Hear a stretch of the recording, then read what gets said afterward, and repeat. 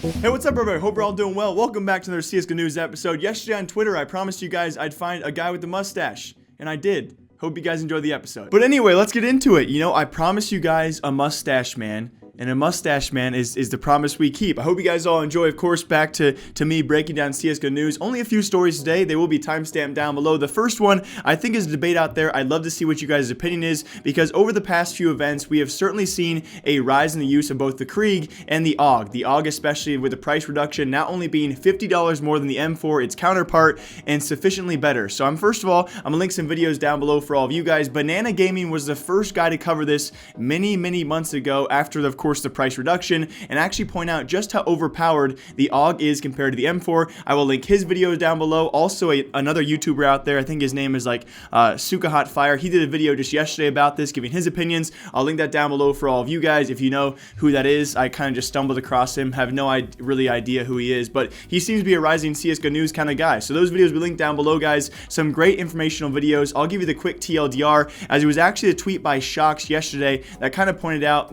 just a thought process, right? Now with this price reduction, we are currently seeing other teams out there finally use this, and we're currently seeing the weaknesses of the M4 compared to the AUG, even though beforehand with before the price reduction just being a $350 price reduction, we didn't ever see these issues before. So it's amazing the price of a nade, what it can actually do to the opinions of CSGO pros out there. Alongside that, guys, a quick screenshot I did grab during the America's Minor. It was actually Team Furia taking full advantage of this, and many teams out there have at least one member taking advantage and actually picking up the AUG now. So let's break it down, a quick TLDR of the benefits of the AUG compared to the M4, and it's pretty vast. So the AUG, to start out with, guys, equal fire rate, pretty much the same recoil pattern, a higher accurate range, more armor penetration against armored opponents. Of course, that kind of coincides with armor penetration. Alongside that, guys, higher first shot accuracy, and very lastly, the ability to one-tap opponents, I think, is the most crucial bit of information here, and all for $50 more. If you had any comparison out there, anyone who said statistically what weapon you should choose,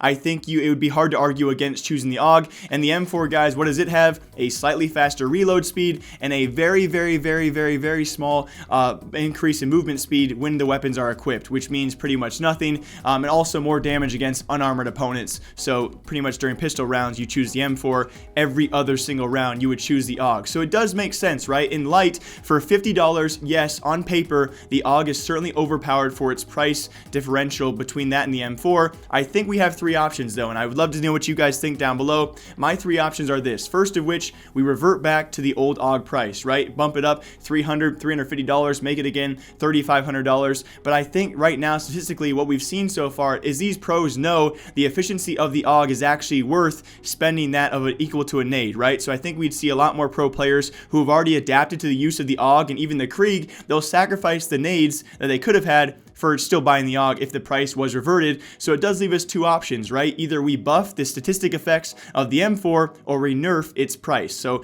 pretty much either a price reduction to the M4, also we could buff the stats of the M4, but we ride a fine line already in this CSGO meta, as if we buff the M4, we're already approaching it to that overpowered mark as well, where the AUG is likely already at. So there's certainly fine lines when it comes to adjusting these weapons. I do think, though, the AUG is certainly OP. Do I think we should change the stats of the AUG? No. Do I think maybe a price increase of it might fix the problem? Maybe, but again, I think pros have already adapted to that. I think we have those three options. What do you guys think down below? There are certainly possibly other options out there, but I'm curious what you guys think about that. Will the AUG be nerfed for the major, though? I think it's a guaranteed no. We've never seen Valve respond this fast. Even if they did have this change, it likely would not be live in time for the major. So I am sorry, Shox. I do feel for you, but I don't think it's going to happen. And another news out there, it's actually ngiN officially leaving the X-Space Holders roster. Now, a few of us out there, myself included, first thought was, wow, this roster is now officially dead. Of course, their best member, Xantair, is now going to Big Clan. Now, with another member leaving, you think, okay, a three-man roster, they're pretty much dead in the water. I actually thought, though, of course, over the past, well, many months, and I think for quite some time, I would say, though, statistically, ngiN was by far and away their weakest member, and I think this actually opened some doors for this roster, especially because in his tweet, guys, clearly not motivated to play currently for CSGO. We'll see what his future does hold for this man. But especially when you look back, we only saw these guys for 3 maps at the minors. And again, for those 3 maps, they had a stand-in with Yam. Yam came out of a partial retirement to actually play with these guys, and he was arguably their best player. So I think you keep this guy on for a quartet. You need a 5th member. There are certainly rising members in the Turkish scene. I tweeted about this yesterday. Let's just think about it, guys. Mixwell took a huge hit, right? Going from Optic, going from G2's roster, all the way down to, yes, the Movistar roster, because he wanted to play with people from his home nationality. What if, it's crazy, right? It's absolutely crazy. It makes no sense because Tarek denied Complexity and they had a free major spot and free stickers for him. That was not even enough to convince the guy. I highly doubt he would go back to Turkish nationality to join the ex-Space Soldiers roster, who has nothing going for them, but it is an option, right? Mixwell did a very similar thing. Would Tarek do the very same thing? It's not likely, but still, there are plenty of Turkish rising talents out there. I'm sure these guys can choose from. I would be a fan, though. If you guys have been following Space Soldiers through the past month or so, I would be a fan of signing Yam. He is definitely a strong player for this roster, or at least he was over those 3 maps, which they did lose. So there's a lot of questions unanswered, but I still do think with this ex-Space Soldiers roster being 3 of their former 5, they still have plenty of doors open, and this will not be the last we see of these guys, or at least I certainly hope that. And Envious did come out and announce, guys, for the IEM Sydney qualifiers, Karrigan would be staying with the roster. No surprise there. The roster has nothing much to do while everyone else plays the major. That came out as a jab. I'm really sorry. I have had my coffee this morning. Good for those guys. I just don't think Karrigan is staying. I think many of you guys probably can agree as well, and so they're going to try and drag it out as long as possible, and hopefully the best they do actually qualify. But can I see it happening? Well, that's up in the air in terms of all those teams who have actually failed to qualify so far. Kind of a surprising list of teams. So they're going to try and qualify for that as everyone else plays the major. Alongside that, guys, other roster information out there. It will be eUnited taking a hit as well. They also failed to make the major, and we do see teams who fail to do so actually make plenty of major changes, which is why I'm so excited for February to come around, because I think many changes will be coming out there. eUnited will be one of them, though. FNS announcing just a big mental struggle to actually stay on that roster. He has now departed the roster, and it will be Sabrosa, formerly of Ghost Gaming, to stand in for those guys temporarily as well for some qualifiers, which I'm excited for. I really do. I like Sabrosa a lot, and I really do wish him the best of luck, and of course hope the best for FNS's future, but he has certainly struggled for the past a while now to actually stay on a roster for a prolonged period of time. I do wish him the best of luck. But those are your 2 rosters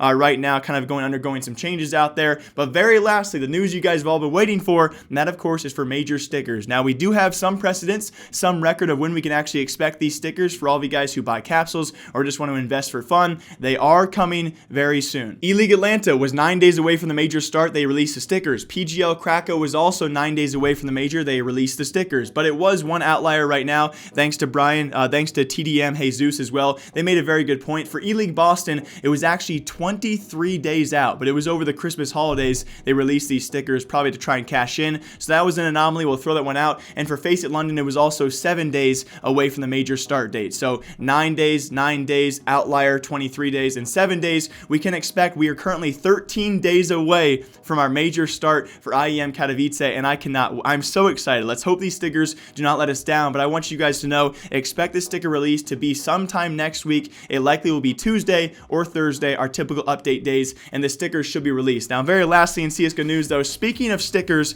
let's all take a moment of silence. I won't. You guys can, because a moment of silence in videos never goes over too well. It will be DickStacy, guys. Apparently, his first submission for his Dick Sticks has been declined due to sensory issues. I'm sure you guys can imagine the issues they had with his sticker, and he'll be going for a more artistic approach, according to his own words, which I'm still excited to see. But of course, I really can't blame Valve. It makes a lot of sense. The hype around this guy, he was not holding back in terms of flaunting what he was going to be using for a sticker picture. But still, cross your fingers. There are plenty of teams out there, plenty of players who are going to be new to stickers.